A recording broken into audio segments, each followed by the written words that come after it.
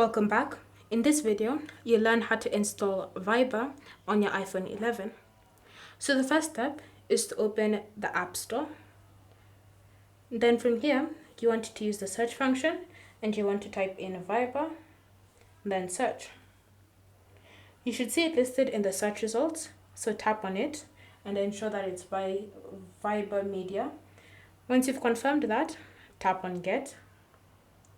And then confirm using your Face ID or using your Apple account password.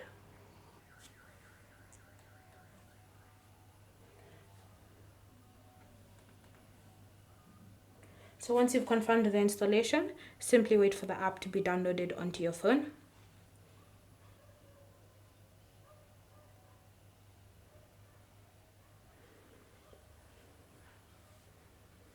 Once the app has been installed, you want to tap on Open to launch it.